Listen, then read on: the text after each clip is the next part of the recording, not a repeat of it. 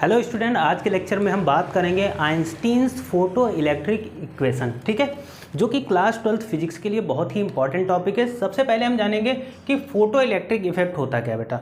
तो photo electric effect एक ऐसा फिनोमिना होता है जिसमें क्या होता है कि अगर कोई लाइट रेज किसी मेटल के ऊपर स्ट्राइक करती है तो उस मेटल से क्या होते हैं, इलेक्ट्रॉन इमिट होते हैं। इसी को फोटो इलेक्ट्रिक इफेक्ट बोलते हैं। जैसे हमारे पास कोई यहाँ पर मेटल प्लेट है, ये एक मेटल प्लेट है, और अगर इस पर कोई क्या होता है कि अगर इस पर कोई लाइट रेज आती है, कोई लाइट रेज आएगी, तो जैसे ये लाइट रेज इस मेटल पर पड़ेगी तो इस मेटल से क्या होगा कि यहाँ से इलेक्ट्रॉन इमिट होंगे। तो इसी को बोलते हैं बेटा फोटो इलेक्ट्रिक इफेक्ट। अब फोटो इलेक्ट्रिक इफेक्ट में क्या हुआ कि आइंस्टीन ने एक फोटो इलेक्ट्रिक इफेक्ट का इक्वेशन दिया, उसी इक्वेशन के बारे में हम बात करेंगे। तो Einstein explain the photo electric effect using the quantum theory of light. ठीक है, यानी आइंस्टीन ने जो फोटो इलेक्ट्रिक इफेक्ट की जो इक्वेशन दी है ना, उसमें क्या किया उन्होंने, लाइट की क्वांटम थ्योरी का यूज़ किया। ठीक है, अकॉर्डिंग टू दिस थ्योरी होता क्या है, इस थ्योरी के अकॉर्डिंग, इस थ्योरी के अकॉर्डिंग होता है बेटा कि light is made up of डाइसेक्रेट packets of energy called photon. ठीक है, जो लाइट होती है बेटा वो डाइसेक्रेट पैकेट ऑफ एनर्जी से मिलकर बनी होती है, या हम कह सकते हैं कि छोटे छोटे पार्टिकल से मिलकर बनी होती है, जिन्हें नाम दिया गया क्या बेटा, फोटॉन्स नाम दिया गया। ओके, सेकेंड पॉइंट में इन्होंने बताया कि ईच फोटोन हैज़ एनर्जी, यानी हर फोटोन के पास उसकी अपनी एनर्जी होती है, जो कि किस फॉर्म में होती है, E equal to H V के। ठीक है, तो ईच फोटोन हैज़ एनर्जी, हर एक फोटोन के पास क्या होगी बेटा, एनर्जी होगी।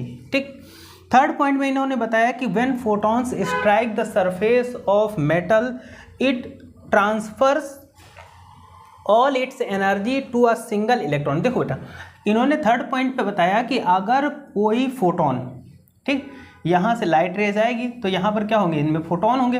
तो अगर कोई फोटोन यहाँ पर क्या करता है, किसी मेटल, ये मेटल है, मेटल के ऊपर स्ट्राइक करता है। ठीक है, अगर कोई भी फोटोन किसी मेटल के ऊपर स्ट्राइक करता है तो वो करेगा strike the surface of metal, यानी किसी मेटल के ऊपर या मेटल के सरफेस के ऊपर अगर कोई भी फोटोन स्ट्राइक करेगा तो it transfer all its energy, यानी ये जो फोटोन होगा बेटा वो क्या करेगा, अपनी सारी की सारी एनर्जी किसको ट्रांसफ़र कर देगा, सिंगल इलेक्ट्रॉन को।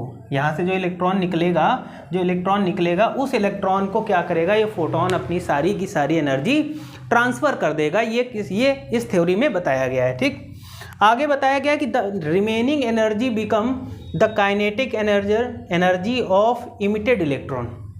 बाकी बची हुई जो एनर्जी होगी वो काइनेटिक एनर्जी होगी, जो कि ऑफ इमिटेड इलेक्ट्रॉन, जो इलेक्ट्रॉन को इमिट करेगी, यानी जो बची हुई एनर्जी होगी वो इलेक्ट्रॉन के लिए काइनेटिक एनर्जी का काम करेगी। ठीक, तो ये इस थ्योरी में बताया, किसने, आइंस्टीन ने बताया।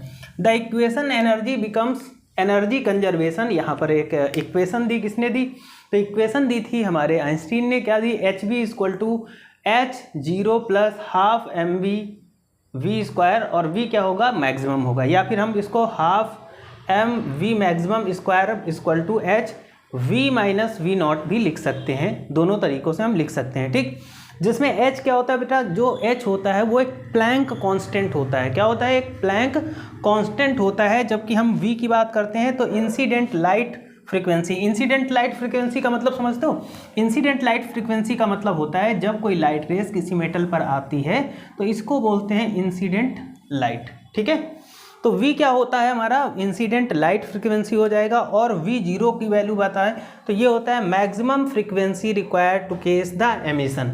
ओके, M की बात करते हैं तो मास ऑफ इलेक्ट्रॉन होता है। ठीक है, तो ये पूछा जाता है, ये टॉपिक बहुत इंपॉर्टेंट है, तो इस टॉपिक को रट लीजिए, बहुत इंपॉर्टेंट है, पेपर में कई बार पूछा गया और आने वाले एग्जाम में इसके आने के चांस बहुत ज़्यादा हैं। तो आज के लिए इतना ही रखते हैं। Thank you for this class.